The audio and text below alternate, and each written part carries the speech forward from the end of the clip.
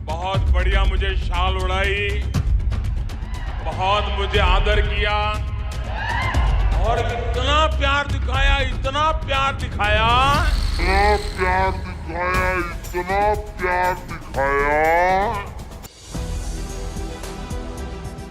5 राज्यों के विधानसभा चुनावों में बीजेपी का इतना बुरा हाल हो चुका है कि पब्लिक तो छोड़िए, बीजेपी के ही दिग्गज नेता मोदी जी की रैली में आने के लिए तैयार नहीं है। जी हां, ऐसे हालातों में भरी रैली में भरे मंच पर मोदी जी कथित तौर पर बौखला रहे हैं।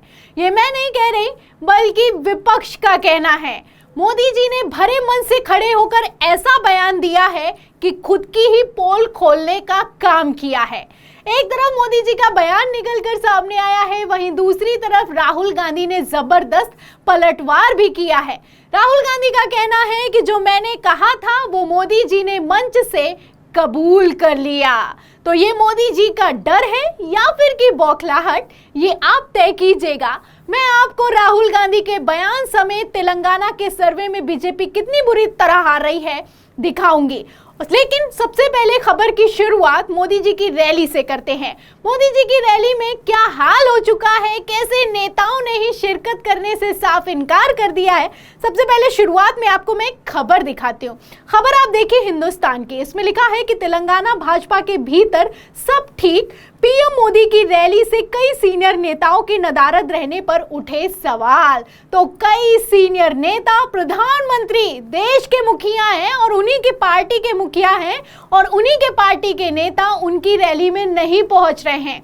ये तेलंगाना रैली का हाल है। ये खबर निकलकर सामने आई तो सोशल मीडिया पर सवाल किया जाने लगा कि बीजेपी तो दावा करती है कि मोदी जी को देखने के लिए लाखों की भीड़ आ जाती है, यहाँ पर तो बीजेपी के ही नेता जाने के लिए तैयार नहीं है। वैसे मैं आपको बता दूं कि मोदी जी तेलंगाना पहुंचे तो उनका स्वागत सत्कार उस तरीके से नहीं हुआ जिस तरीके से होना चाहिए था। तो इन सब के बीच प्रधानमंत्री नरेंद्र मोदी खुद मंच से खड़े होकर कहने लगे कि पहले तो शॉल उड़ाते थे, आदर सम्मान करते थे, लेकिन अब ऐसा नहीं हो रहा है। तो मोदी जी ने तेलंगाना के मंच पर क्या खड़े होकर कहा है, पहले बयान सुनिए, फिर इस पर राहुल ने कैसे पलटवार किया है उस पर आते हैं। अचानक इतना गुस्सा क्यों निकल रहा है? इसका कारण यह है कि हैदराबाद के चुनाव के बाद, ये भी तारीख चेक कर ले मीडिया वाले, वो दिल्ली मुझे मिलने आए, बहुत बढ़िया मुझे शाल उड़ाई, बहुत मुझे आदर किया और इतना प्यार दिखाया, इतना प्यार दिखाया, ये केसीआर के कैरेक्टर में ही नहीं है। तो सुना आपने, प्रधानमंत्री नरेंद्र मोदी का कहना है कि जब चुनाव की तारीखों का ऐलान हुआ तो तेलंगाना के मुख्यमंत्री के चंद्रशेखर राव उनके पास आए, उनको शॉल उड़ाई, उनका आदर सम्मान किया, लेकिन अचानक से गुस्सा निकल रहा है। केसीआर चाहते थे कि उन्हें एनडीए में शामिल कर लिया जाए, लेकिन मैंने जब ऐसा नहीं किया तो वो गुस्से में नजर आ रहे हैं। तो वैसे मैं आपको बता दूं कि प्रधानमंत्री नरेंद्र मोदी भी खासा गुस्से में या फिर यूं कहें कथित तौर पर बौखलाहट में नजर आ रहे हैं।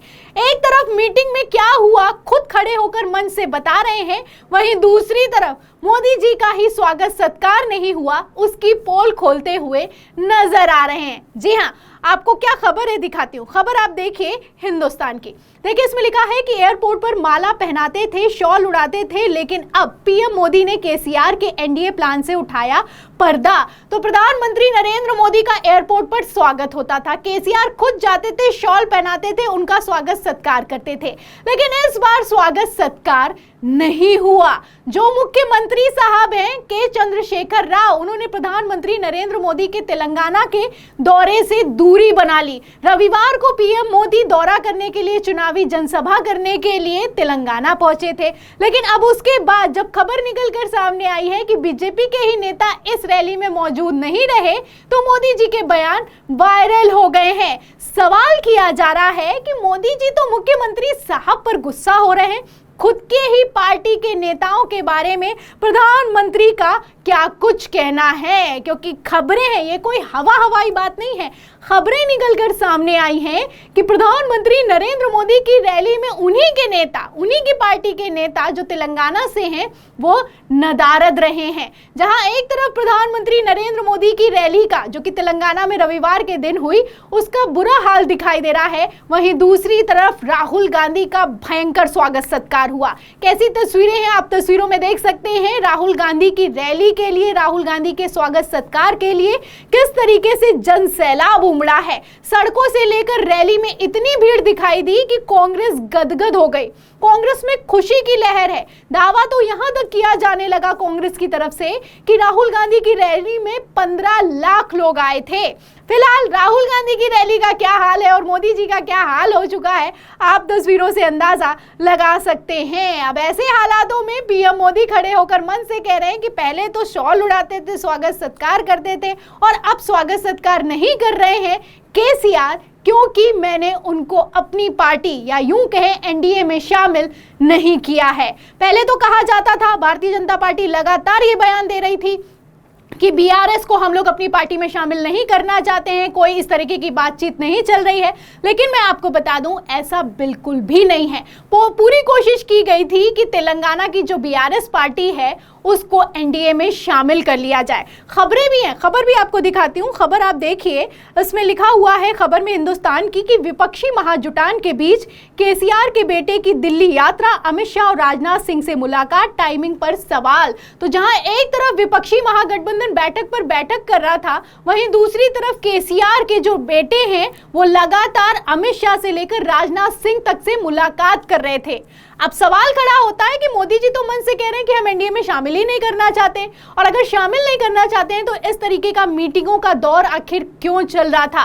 प्रधानमंत्री नरेंद्र मोदी खुद केसीआर से क्यों मिल रहे थे? अब यहां पर सूत्रों के हवाले से खबर यह निकलकर सामने आई है कि कोशिश तो पूरी की गई कि एनडीए और बीआरएस का गठबंधन हो जाए, लेकिन अब जब ये गठबंधन नहीं हो पाया है तो केसीआर ने प्रधानमंत्री नरेंद्र मोदी का स्वागत सत्कार करने तक से इनकार कर दिया है। क्योंकि प्रोटोकॉल ये होता है कि जब देश का प्रधानमंत्री किसी राज्य में पहुंचता है तो मुख्यमंत्री स्वागत कर लेते हैं, लेकिन मुख्यमंत्री यहां पर ना ही जा रहे हैं और ना ही साफ साफ बयान भी दे रहे हैं कि हम प्रधानमंत्री नरेंद्र मोदी का स्वागत सत्कार करने वाले नहीं हैं। तो अब जब ऐसे हालातों में गठबंधन नहीं हो पाया है, तेलंगाना में भारतीय जनता पार्टी की हालत बुरी दिखाई दे रही है, तो प्रधानमंत्री नरेंद्र मोदी मंच से खड़े होकर कैसे दावे कर रहे हैं आप देख सकते हैं। अब इन्हीं सब के बीच राहुल गांधी ने पलटवार किया है।